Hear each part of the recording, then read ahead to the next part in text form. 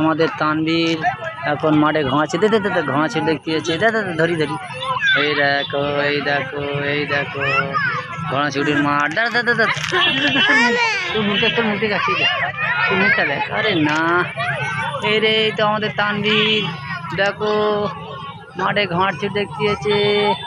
ওর দাদা আসতে এখানটায় নি, ওর দাদা নি।